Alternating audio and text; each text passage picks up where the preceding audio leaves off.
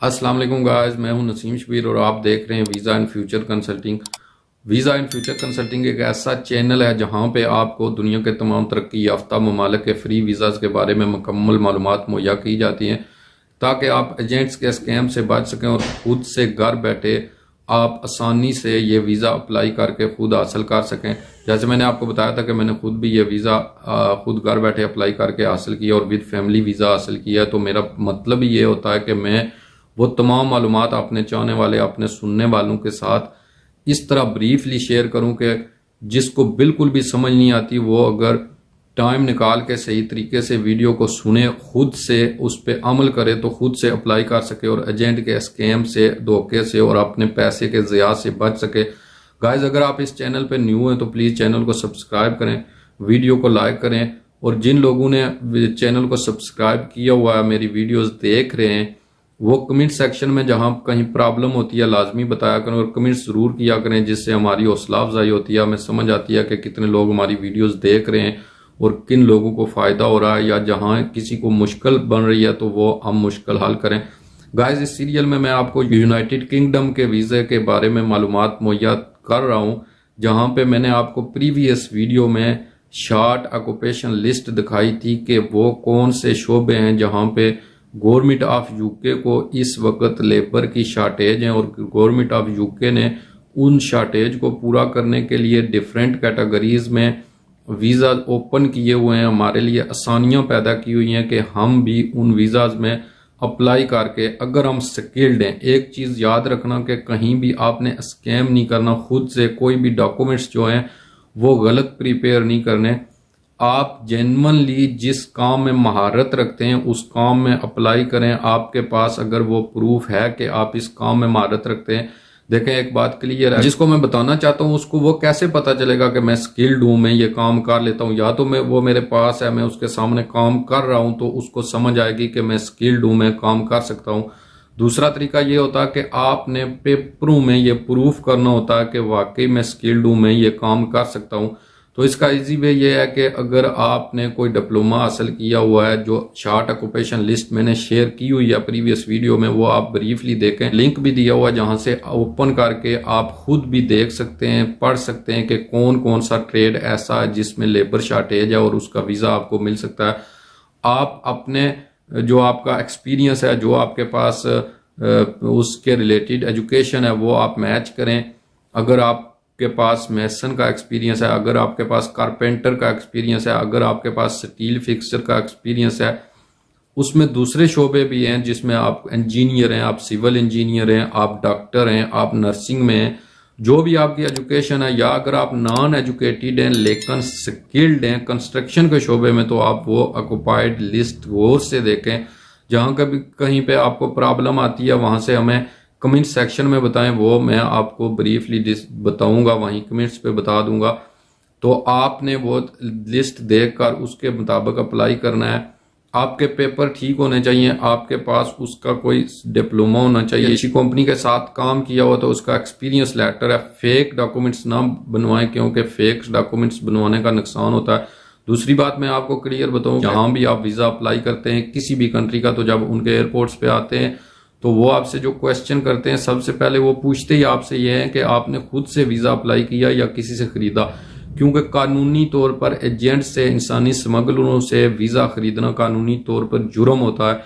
लेकिन हमारे तमाम ममालिक में, चाहे वो पाकिस्तान है, बांग्लादेश है या इंडिया, वहाँ पे एक जो हमारी रवायात बनी हुई हैं कि हमने एजेंट से पूछना है, हम खुद डरते हैं, हमारे अंदर वो खुद इत्मादी नहीं है कि हम खुद से भी अप्लाई करके, खुद से काम करके ये सब कुछ हासिल कर सकते हैं।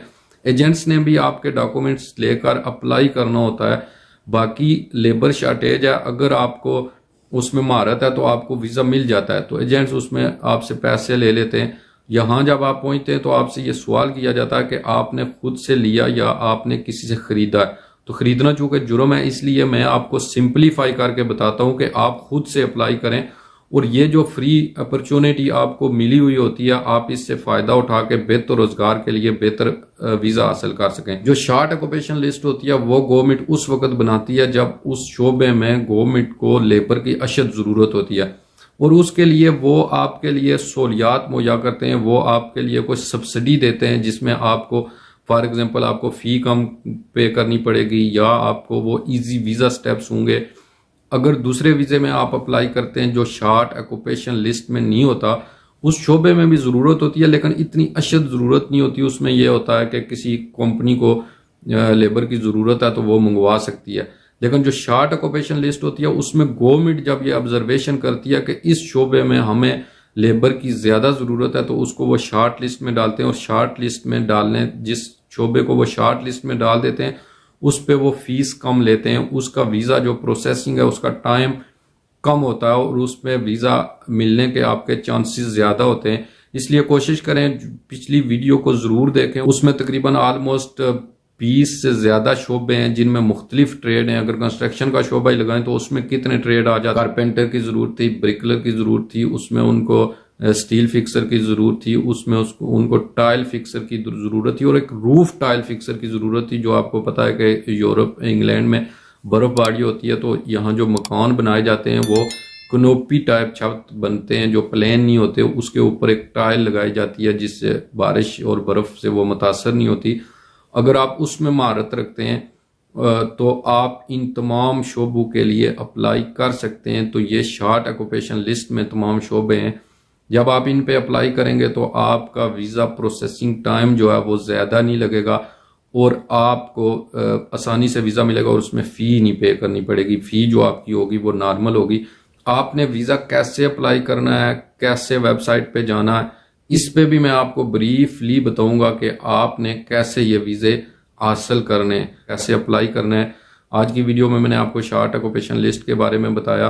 तो चूंकि वीडियो लंबी हो जाती है इसलिए मैं कोशिश करता हूं कि एक एक जो पॉइंट है उसको मैं डिस्कस करूं। नेक्स्ट में मैं आपको ब्रीफली बताता जाऊंगा कि आपने अपने डॉक्यूमेंट्स कैसे तैयार करने हैं और कैसे जाके आपने अप्लाई करना है, रिक्वायर्ड डॉक्यूमेंट्स क्या होते हैं। सारा प्रोसेस घर से शुरू करके आपको यूके पहुंचने तक जो जो भी रास्ते में प्रोसेस आते हैं, जो जो भी रुकावटें आती हैं, उन सब पे मैं आपको ब्रीफली बताऊंगा ताकि आपको कहीं भी किसी किस्म की परेशानी ना हो।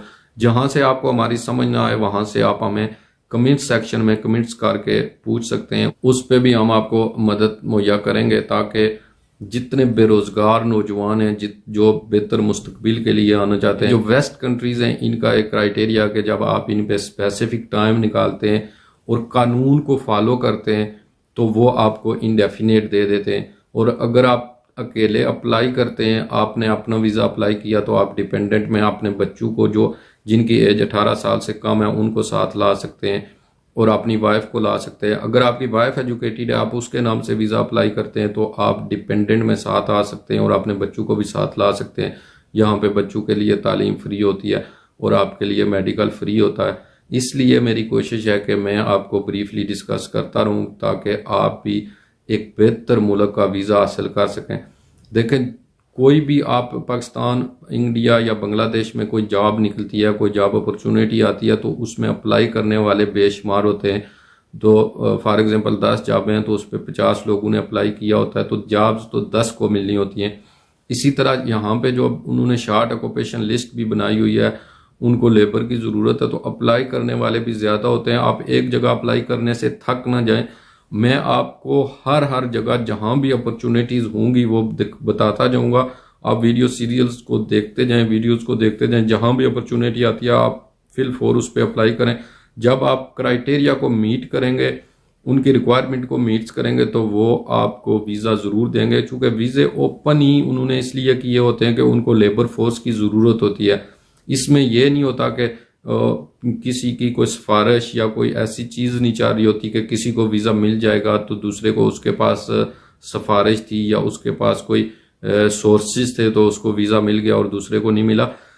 यहाँ पे सिर्फ चलता है कि आपके पास डॉक्यूमेंट्स ठीक हैं, आपके डॉक्यूमेंट्स क्लियर हैं, फेक डॉक्यूमेंट्स आपके नहीं हैं। जब आप बार बार अप्लाई करते रहेंगे तो इंशाअल्लाह ताला आपको कहीं का वीज़ा मिलेगा।